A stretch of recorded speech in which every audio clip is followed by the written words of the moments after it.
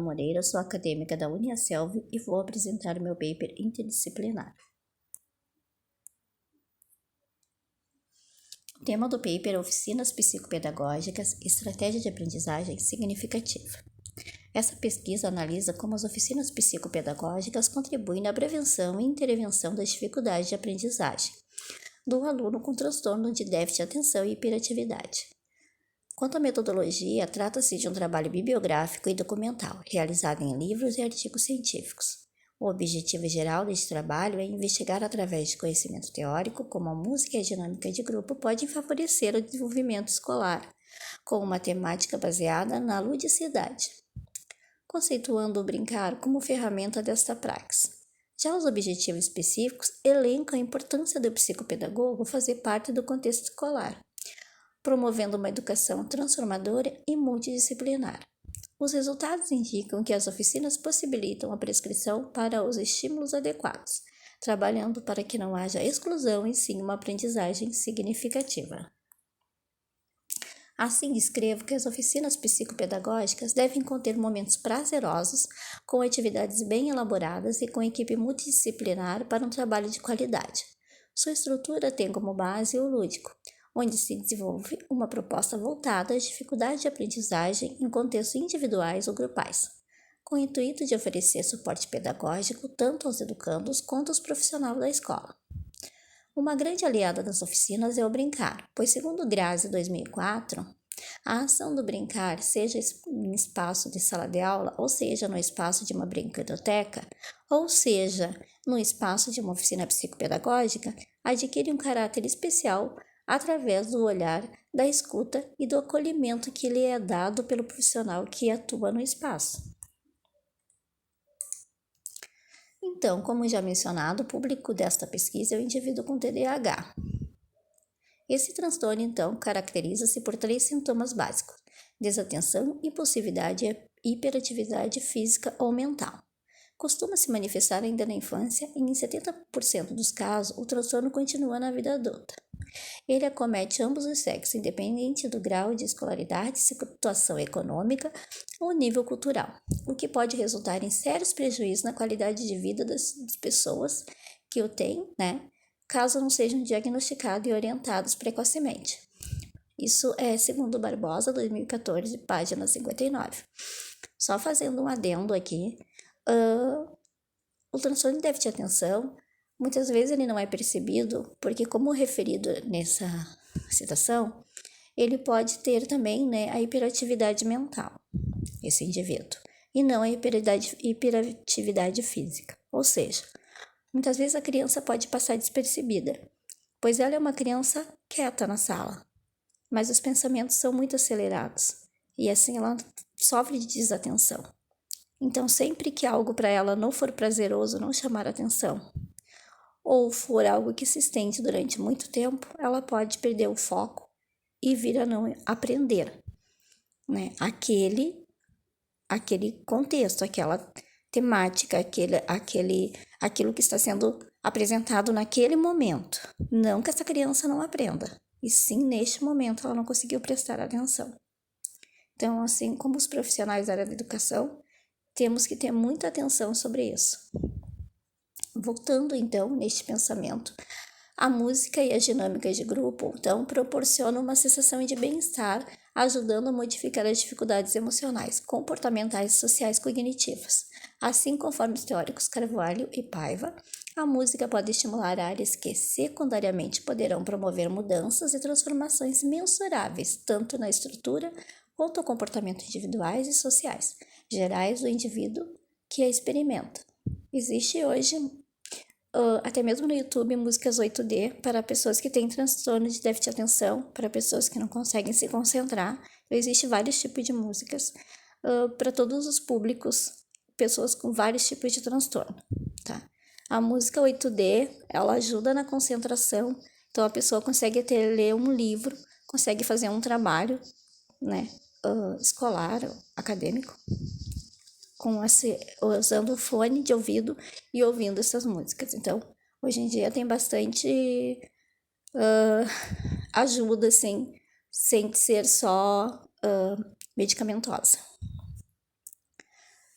Voltando então, né, eu vou agora falar um pouco sobre a dinâmica de grupo. Então, o uso dela, né, em sala de aula constitui-se uma possibilidade de exercitar a vivência e ludicidade em desafio.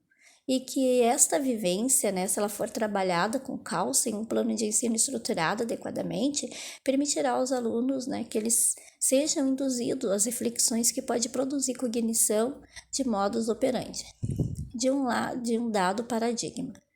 Seja esse paradigma qual for, permitindo por isso mesmo que o docente possa fazer o uso dessa reflexão crítica produzida pelo exercício da dinâmica, por extrapolar para diferentes terrenos de uma prática pedagógica produzindo conhecimento de natureza formativa. Isso é segundo, então, o teórico Silva, no seu livro, e foi lançado em 2008, na página 87. As dinâmicas de grupo, elas são muito importantes para ajudar também e para trabalhar com aquela criança que tem dificuldade de interação com a turma, até com os próprios professores. Essa criança, ela vai de um jeito baseado sempre na ludicidade, conseguir de forma, claro, não sim momentânea, e sim construindo, se interar mais com a turma. Então, a dinâmica de grupo, ela é muito rica se o profissional sabe usá-la, né, quando bem usada. Então, aqui eu vou apresentar para vocês umas figuras onde tem um desenho, né, do cérebro e algumas partes onde a música, né, algumas estruturas, né, do nosso cérebro, onde a música, a música faz com que nossas sinapses, né, elas trabalhem de forma a nos ajudar. Então, as figuras abaixo explanam os achados teóricos e os pensamentos reflexivos dessa pesquisa sobre as oficinas estruturadas na área musical. E após eu vou falar então sobre a dinâmica de grupo na próxima figura. A figura 1, 2 e 3 mostram como o processamento da música distribui-se por todo o cérebro. Então, esse segundo, né, Daniel J. Levitin, em seu livro A Música e o Cérebro. Eu indico muito que leiam esse livro, é muito interessante, né?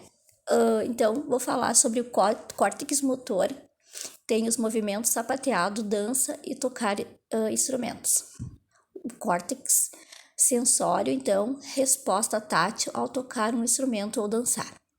O córtex auditivo, primeiros estágios de ouvir sons, percepção, análise de tons.